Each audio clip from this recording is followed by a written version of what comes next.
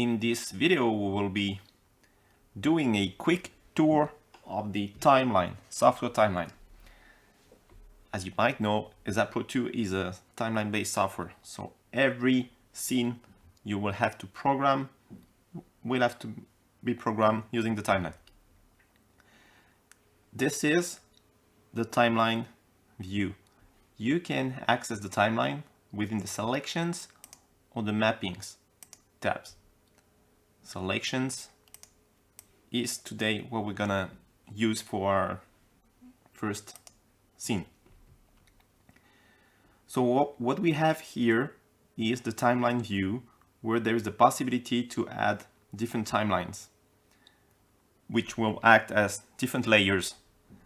For example, we've got always on top the master timeline that you can see here that will affect all the devices within the selections, but you also have the possibility to add other timelines, selection with this button and mapping with this button here.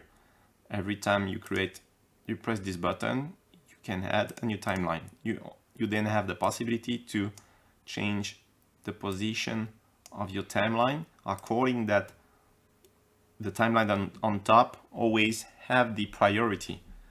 This is a simple layer function.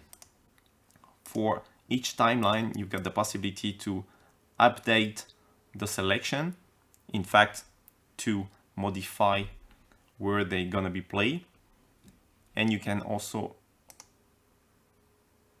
duplicate, delete, show the target, which is the current selection, and modify the selection. We will see that option later. From the properties tab, remember the properties always gives you the possibility to modify the settings of the selected software feature. So here there is a possibility to rename.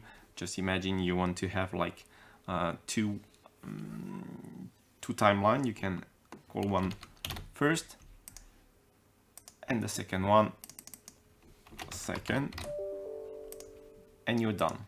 So first and second and the master. And now you'll have the possibility to drag and drop the different effects directly on top of the timeline.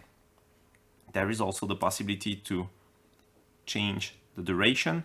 By default, it is 10 seconds, but you've got the possibility to extend that duration and the possibility to zoom in and out using those buttons on top of the timeline. Okay, you can do like this, and you can eventually also move the position, the view position. On top of the timeline list, there are a couple of buttons which allows you to play back the timeline and check that what you've done in the programming is what you wanted. And you can also decide to select or not the loop button to make sure it does a loop when it will arrive to the end of the timeline. There you go.